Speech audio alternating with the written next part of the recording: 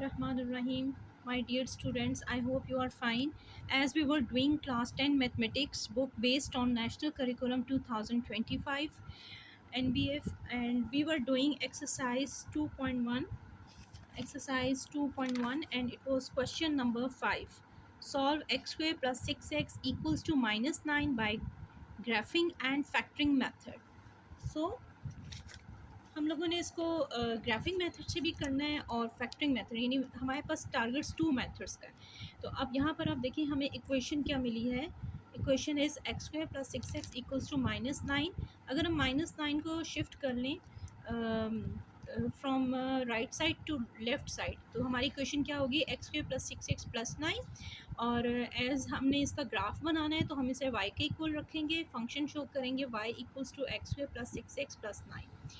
अब हमारे पास डिफरेंट x की वैल्यूज़ हम पुट करेंगे ताकि हमारे पास कुछ y की वैल्यूज़ आ जाएं और हम x y के कोऑर्डिनेट्स लेके उनको ग्राफ पर इजीली प्लॉट कर लें। तो आप लोग यहाँ पर एक कॉलम 1 बना लें, जैसे मैंने बनाया, कॉलम 2 बना लें, कॉलम 3 बना लें। x की वैल्यूज़ हम हमेशा कुछ नेगेटिव लेते हैं, कुछ पॉजिटिव, और ज़ीरो को भी हम कंसिडर करते हैं। तो यहाँ पर हम -5 से स्टार्ट करेंगे, -5, देन -4, -3, -2, -1, 0। उसके बाद आप y की जो इक्वेशन ओरिजिनल है that is x square plus 6x plus 9, इसमें जहाँ जहाँ x है आप x की वैल्यू पुट करें। तो जब x -5 था तो y कैलकुलेशन के बाद हमारे पास क्या आया, that is 4। You have to correctly solve the equation to get correct value of y। Then put -4 as x is -4, तो आपका y जो है यहाँ -4 पुट करेंगे जहाँ जहाँ x है, तो y की वैल्यू आ जाएगी आपके पास इक्वल्स टू 1। सिमिलरली जब x -3 था तो y हमारा हो जाएगा 0, क्योंकि 3 का स्क्वायर और 9 और -9 प्लस 9 कैंसिल आउट हो जाएंगे, तो आपके पास y की वैल्यू आ जाएगी 0। देन व्हेन x इज़ -2 तो y हमारे पास आ जाएगा +1। जब x -1 हम रखेंगे तो y की वैल्यू इस इक्वेशन से कैलकुलेट होकर आएगी 4। सिमिलरली जब x हमारे पास 0 होगा तो y की वैल्यू कैलकुलेशन के बाद ये सारी ज़ीरोज़ हो जाएंगी, क्योंकि 0 जब 6 से मल्टीप्लाई होगा तो आपको 0 देगा, 0 का स्क्वायर भी 0 होगा, तो आपके पास जस्ट 9 बचेगा। तो आपकी जो y की वैल्यू होगी वो 9। अब आप थर्ड कॉलम में ये सारे कोऑर्डिनेट्स लिख लें ताकि जब आपके पास पेयर्स बन जाएंगे तो ईजीली आप इनको ग्राफ पे प्लॉट कर सकेंगे। तो यहाँ पर आप शो करेंगे फर्स्ट नंबर को x से, सेकेंड नंबर को y से। जब x -5 था तो y 4 है, जब x -4 है तो y 1 है, जब x -3 है तो y 0, जब x -2 है तो y इज़ 1, जब x -1 है तो y इज़ 4, और जब x हमारा 0 है तो y इज़ 9। अब आप नेक्स्ट पेज पर आ जाएं कि हमने इसका ग्राफ कैसे, ग्राफ प्लॉट करने के लिए आप लोग ग्राफ शीट भी यूज़ कर सकते हैं। इट्स बेटर कि आप लोग अपना ग्राफ नोटपैड ले लें, लेकिन चूंकि इसमें इस एक्सरसाइज में रफ स्केचिंग भी है तो मैं आपको इसका एक ग्राफ शो करती हूँ। हाँ, बेसिक चीज़ ये है कि आपकी जो ग्राफ की शेप है ये क्वाड्रेटिक इक्वेशन है, तो इसकी शेप आपकी पैराबोला शेप होनी चाहिए, जस्ट लाइक अ स्माइली फेस, और आपके पॉइंट्स करेक्ट होंगे तो आपकी शेप भी करेक्ट होगी। सिमिलरली आपका यहाँ पर ये क्वाड्रेंट 1 होगा, सिमिलरली यहाँ पर आप क्वाड्रेंट 2, 4 क्वाड्रेंट्स होते हैं हर ग्राफ के, तमाम स्टूडेंट्स को पता है, थर्ड क्वाड्रेंट, और यहाँ पर आपका आ जाएगा फोर्थ क्वाड्रेंट। तो यहाँ सेंटर में आपका 0 जो कि ऑरिजिन है, आप लोग इक्वल गैप के साथ वैल्यूज़ ले लें, 1 से लेके 7 तक पॉइंट्स ले लें, यहाँ -1 से -7 तक। सिमिलरली y एक्सिस ऊपर पॉजिटिव होगा और नीचे सारी y की नेगेटिव वैल्यूज़ आएंगी, तो इन सब के साथ माइनस पुट कर दें। उसके बाद आपने क्या करना है, आपकी जो ग्राफ जब बनेगा उसके साथ आपने एक तो इक्वेशन लिखना नहीं भूलने कि किस इक्वेशन का ग्राफ आपने बनाया। तो आपकी जो वैल्यू यहाँ पर आपने देखा, जब आपका फर्स्ट पेयर में -5 था x तो y 4। यहाँ पर आप देखिए x -5 कहाँ आ रहा है,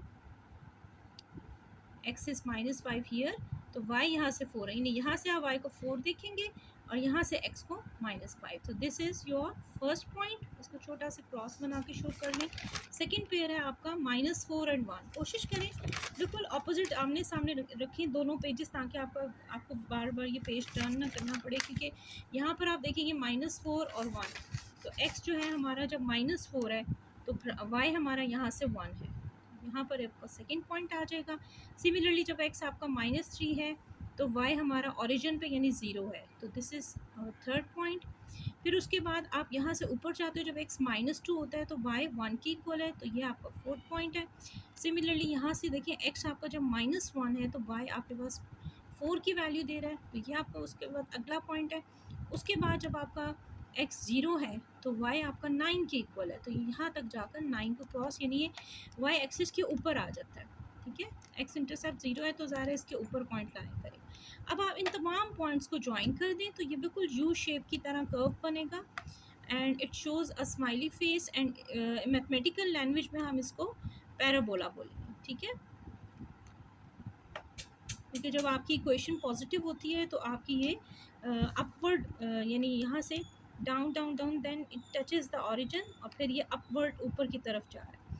तो ये शो कर रहा है कि हमारी क्वाड्रेटिक इक्वेशन पॉजिटिव इक्वेशन है, तो उसका जो ग्राफ है वो भी पैराबोला शेप का। ये हो गया ग्राफिकल मेथड, तो आई होप कि आपको बहुत अच्छा क्लियर हो गया होगा।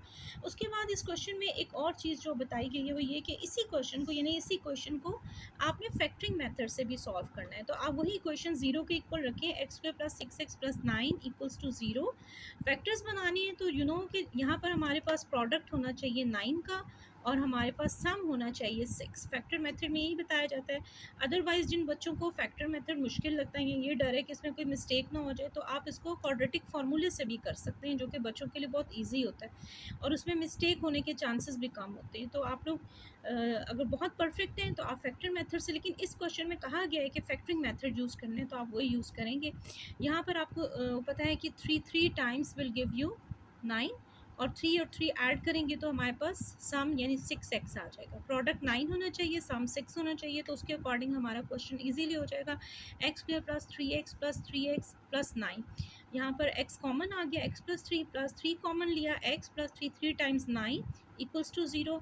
हमारे पास ब्रैकेट टर्म्स सेम होनी चाहिए, तो x + 3 और दूसरी टर्म x + 3 दोनों हमारे पास आ गई। इट मीन्स हमारा जो सोल्यूशन सेट है दैट इज़ x = -3 यानी 2 टाइम्स हमारे पास -3 आया, यही हमारा सोल्यूशन सेट है।